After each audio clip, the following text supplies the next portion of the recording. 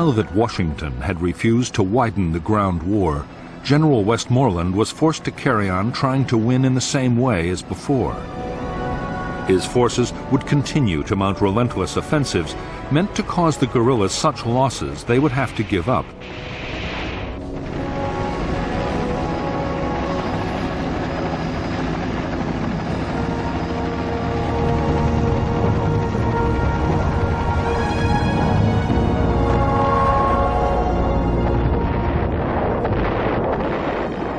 Meanwhile, there was another war to be fought too. The NLF still controlled a quarter of the villages in Vietnam.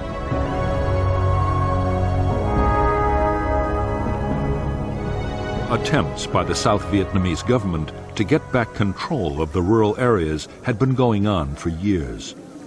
Various pacification programs had tried to win the people's support and root out the NLF political organization. The campaign had failed dismally, in part because it was poorly coordinated with the American war in the field, and because successive Saigon regimes and the CIA had alienated the people with thousands of assassinations of suspected NLF sympathizers. It was also in this year that the Phoenix program of assassinations began. Washington was now insisting that the two efforts, pacification and the bigger war, had to be pulled together to make one grand strategy.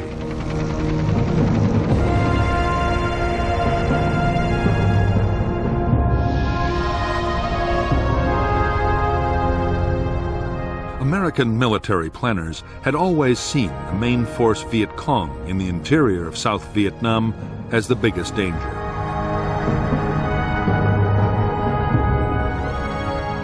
They threatened the populated areas with attack, and the Americans believed they supplied men, food, and weapons to the local guerrilla units.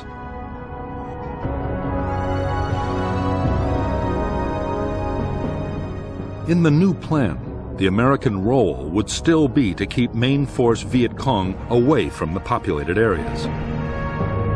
However, there would now be more emphasis on what happened behind the American shield. The village guerrillas would be driven out by the South Vietnamese army and militia. Local security would be strengthened and pacified areas would spread out until they encompassed most of the populated regions of South Vietnam.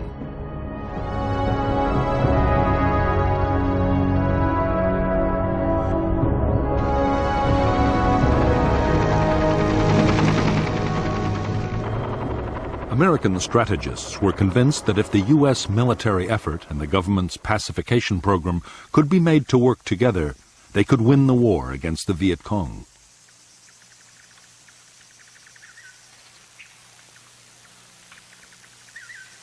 To succeed, they would have to get the cooperation of sometimes skeptical military commanders.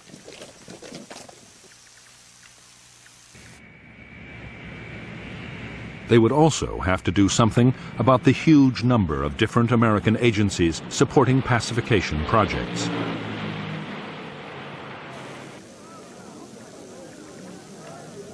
All American support for pacification and its multi-million-dollar budget was now placed under one man.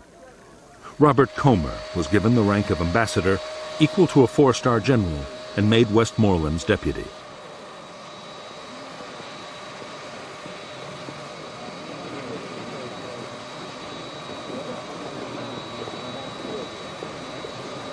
Everyone knew that Comer faced an enormous task, but in Saigon and Washington there was real optimism.